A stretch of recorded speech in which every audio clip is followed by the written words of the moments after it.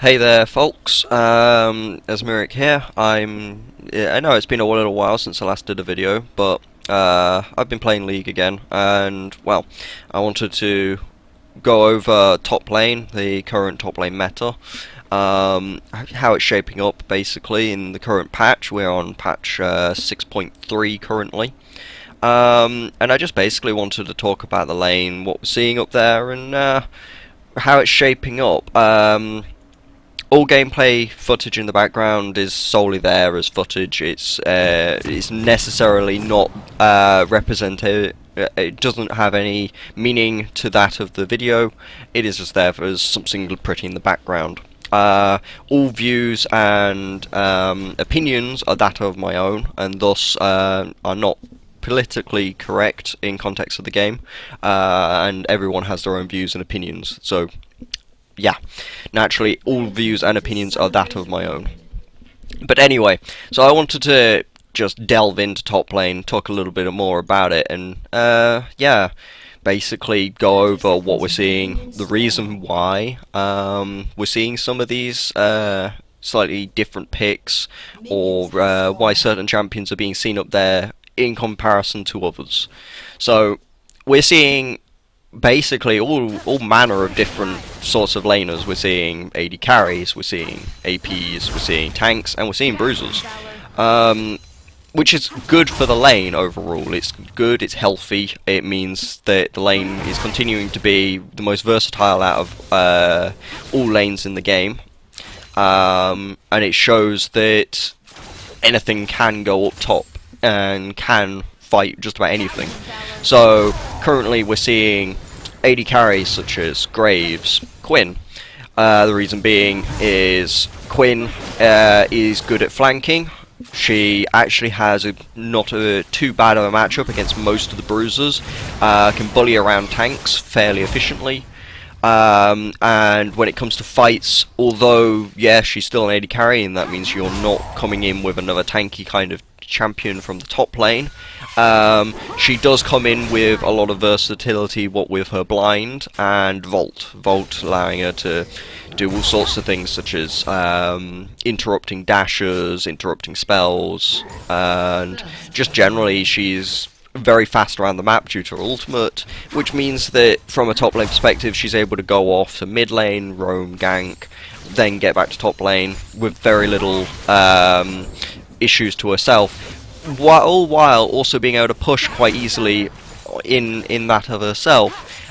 Graves is another one which we're seeing, and that's because once again he's able to push and bully opposing laners. He also does a lot of high base damage, doesn't require an awful lot of items to bully around the laners in top lane, which is another reason why we're seeing these AD carries, most notably Quinn and Graves, because they don't actually need an awful lot of items to do what they're aimed to do in lane.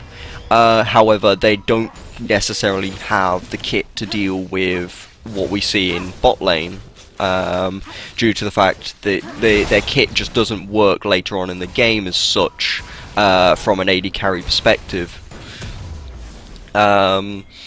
So Graves is a little bit different to Quinn in that he doesn't roam as much. He just kind of pushes into the tower and aims to get the tower as quickly as possible in the lane, in comparison to Quinn. Quinn's more about roaming around the map after pushing and generally just bullying the lane out as much as she can. Now, that's not to say these laners are necessarily OP or anything. Quinn is probably the one that out of the two that is, due to the fact that she's very versatile and able to kill most laners in top. But it shows that there's a certain flexibility within the lane, which is good, and it's, as I said before, it's very healthy for top lane that we're able to see numerous different styles of laners going in there. The other things we're seeing are naturally the bruisers, so we're seeing things like Xin Zhao at the moment actually is being seen in top due to his more recent buffs to his healing and overall just his kit in general. It's always been a little bit flexible in that it could be used from a top lane perspective, just he tend to get pushed out very easily, and his all-in kind of style of play never fitted, because he was able to, he would go in, and if he couldn't kill the target, then he would have to back off, and either he'd die in the process of trying to back off, or he'd end up going back immediately afterwards, which was never particularly healthy for him from a lane perspective. We're also seeing naturally the things like Rivens, we're seeing Aurelias, we're seeing Renekton's, and yeah, so top lane bruisers are still a thing. Notably, we're seeing more things like Renekton's, really, at least from a solo queue perspective, in comparison to that of things like Aurelia's. This is simply because although Aurelia is still and always will be strong, she's not really strong within this current meta. Not in comparison to others, anyway. So yeah, and then we're still seeing the tanks naturally. So we're seeing things like Maokai's at the moment. Maokai is still regarded as being fairly strong. We're actually seeing a lot of Malphite at the moment. Now, the reason for Malphite is solely because of changes to way that armor and armor penetration is working in this current season. It's made him noticeably stronger because Last Whisper, anyway, and its upgrades is only effective against bonus armor, and that means that him and his natural tankiness isn't getting hugely affected by these items in comparison to others. He's also strong in this meta due to the fact that AD carries are showing a lot of dominance within multiple lanes, including top lane. You know, we're seeing Corkis in mid lane as well as the Corki Graves in top lane. And then, of course, we're seeing the notable Lucians in bot lane, along with things like Callista and Maokai. Well, it's not Maokai, sorry. Malphite is particularly effective against an AD carry kind of comp, and because he's also good at just straight up engaging, he's effective against these poke comps that we're seeing in the current meta. And so we will always be seeing Malphite at the moment. He's got a fairly strong lane. He's actually one of the few that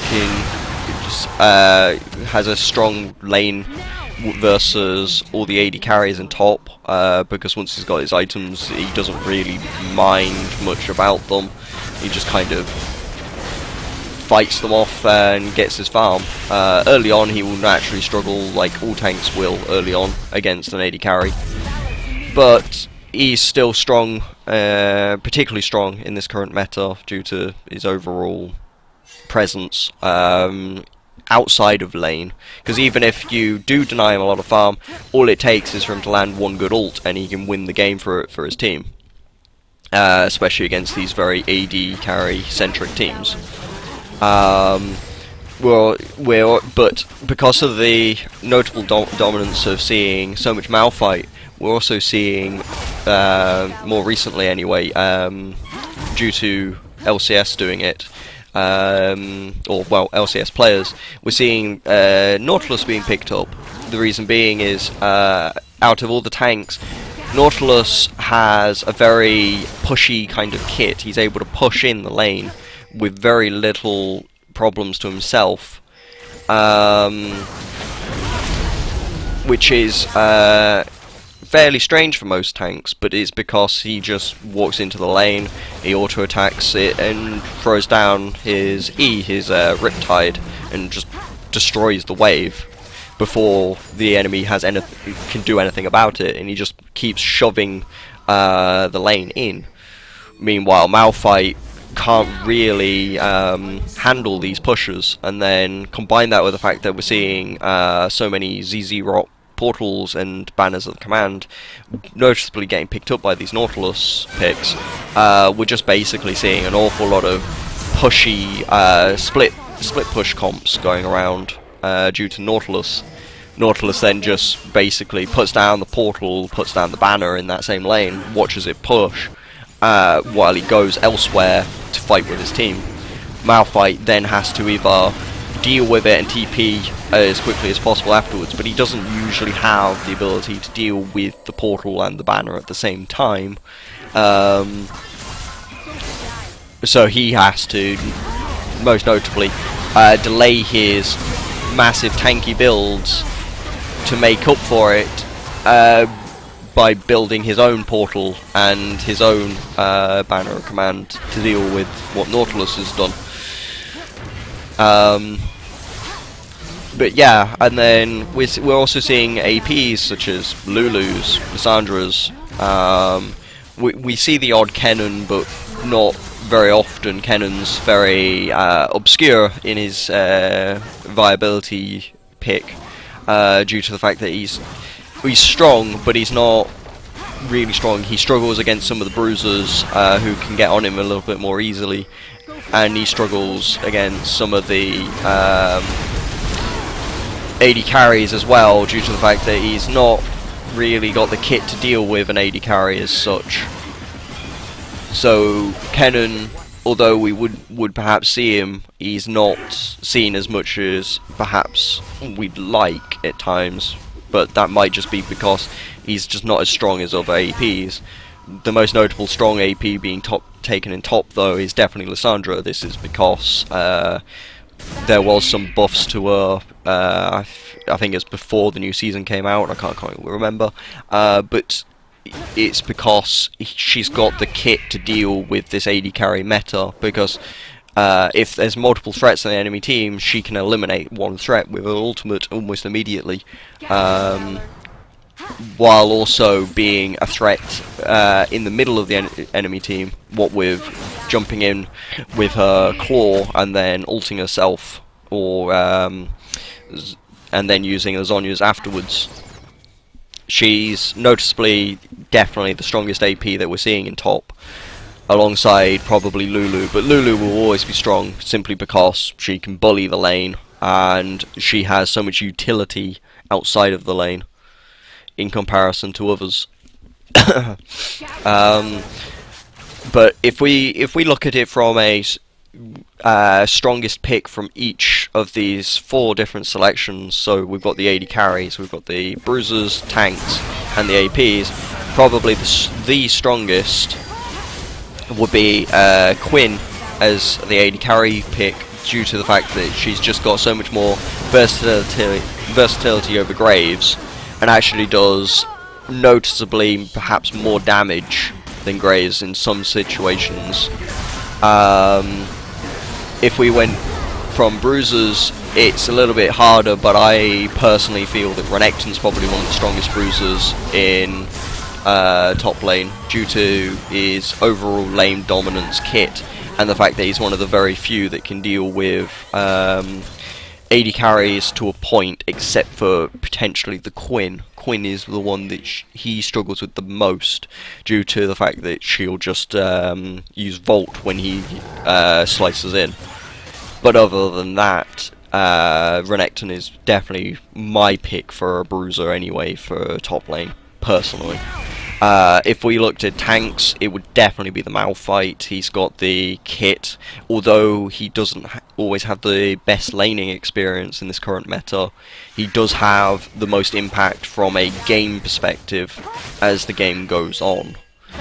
And then AP's definitely Lissandra, just because she has the damage, and she also has the wave clear and split push potential to be a threat to the enemy team at all stages of the game, in all styles of games as well. TP threat is very scary with Lissandra.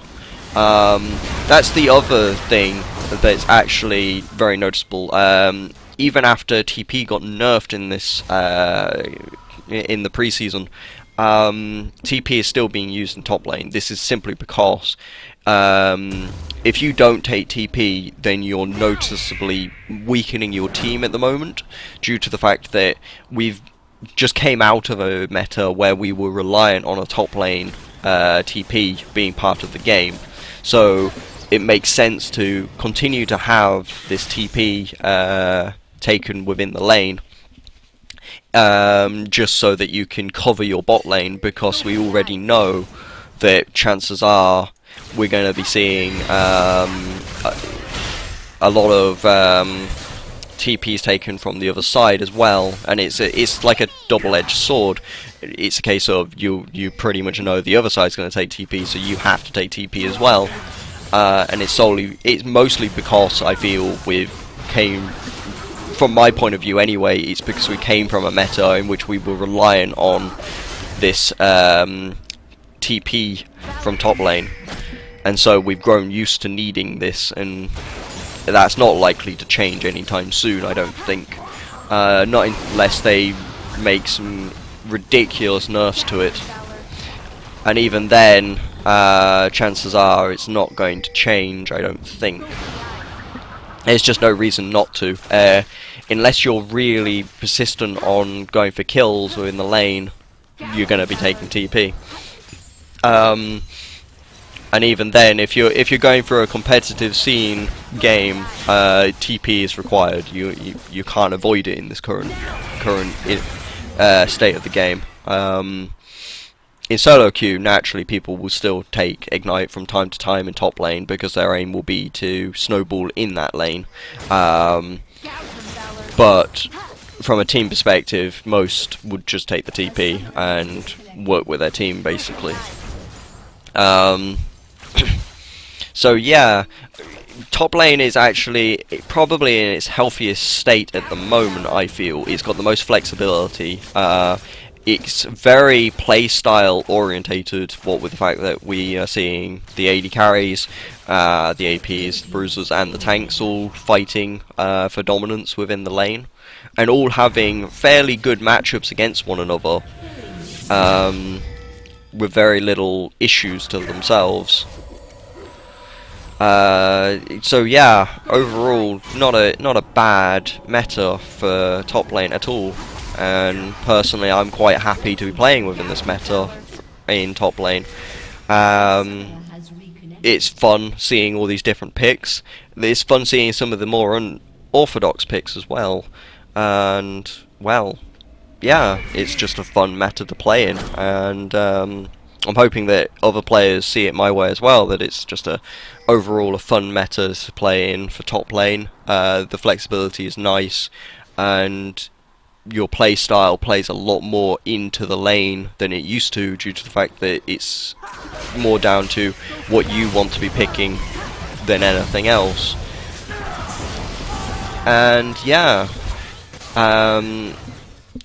if you liked this video, I would like you to give me a like, subscribe as well if you haven't already, and leave me a comment below on what you think to this, whether there was any points that you want to discuss further, and whether you enjoyed this style of video, whether you want to see more. I do plan to do similar videos about the other lanes, what we're seeing in those lanes, and the overall meta within those lanes, and why we're seeing such picks, etc. So yeah, and till next time, thank you for watching.